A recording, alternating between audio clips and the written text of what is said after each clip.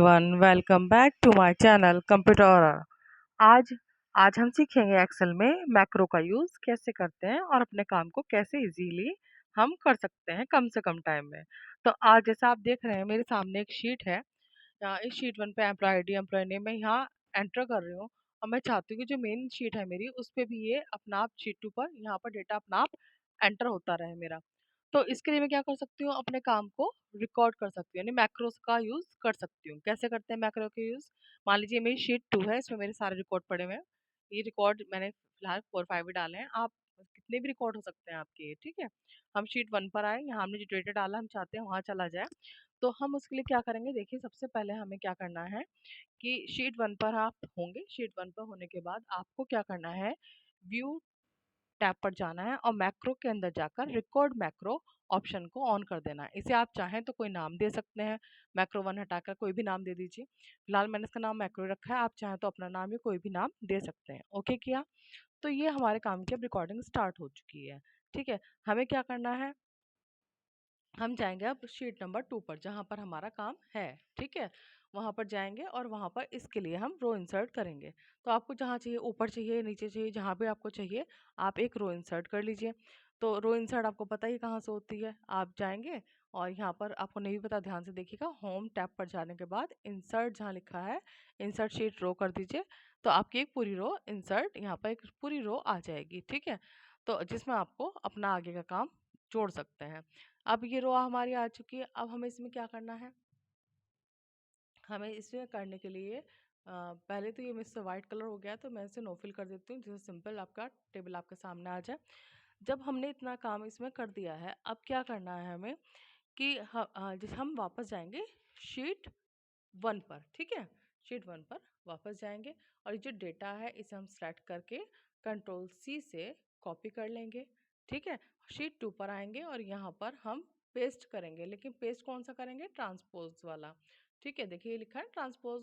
ठीक है, इसे आप क्लिक कीजिएगा तो ये मेरा यहाँ पर ये पूरा रिकॉर्ड आ चुका है।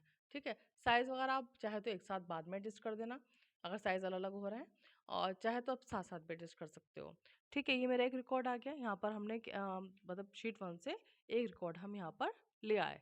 अब हम क्या करेंगे कि हम शीट 1 पर वापस जाएंगे और ये जो रिकॉर्ड है इसे हम सेलेक्ट करके डिलीट कर देंगे। डिलीट कर दिया, डिलीट करने के बाद आपको क्या करना है, अपना पॉइंटर पहले ही बॉक्स में रखना है, यानी एम्प्लॉय आईडी मेरा पहला कॉलम था उसमें रखना है। और रखने के बाद आपको अपना जो मैक्रो है उसको हमें स्टॉप कर देना है। तो हम व्यू मेन्यू में जाकर अपने मैक्रो को स्टॉप रिकॉर्डिंग कर देंगे। अब स्टॉप रिकॉर्डिंग इतना काम हो गया। अब हमें क्या करना है, डेवलपर पे जाना है। डेवलपर देखिए कहाँ पर है, ये रहा। डेवलपर टैब पर जाकर इंसर्ट में जाकर जो सबसे पहला बटन है ना, बटन फ्रॉम कंट्रोल लिखा है, इस पर जाकर हम यहाँ एक बटन बना लेंगे कोई सा भी, और इसका नाम आप चाहें तो अपने हिसाब से रख सकते हैं। और किसके लिए बना रहे हैं आप, इसके लिए मैक्रो 1 के लिए, और ओके कर देंगे। तो ये बटन यहाँ पर आ गया। आप चाहें तो राइट बटन दबाकर एडिट टेक्स्ट प्रेस कीजिए और यहाँ पर जो लिखा है इसे आप मिटा सकते हैं। ठीक है, मिटाने के बाद आप इसको नाम अपने हिसाब से कुछ भी दे सकते हैं, जैसे मैं नाम दे दिया ओके। ठीक है, या सबमिट कुछ भी दे दीजिए। उसके बाद हमने क्या किया है, एम्प्लॉय आईडी देखिए डालनी शुरू की मैंने, कोई भी एम्प्लॉय आईडी डाली। ठीक है, एम्प्लॉय का नाम डाला, एम्प्लॉय का नाम डालने के बाद उसका डिपार्टमेंट डाला, फिर मैंने उसकी सैलरी डाली और मैं जैसे ओके करूँगी, देखिए ओके करते ही मेरा शीट 2 पर ये वाला रिकॉर्ड आ गया है यहाँ पर।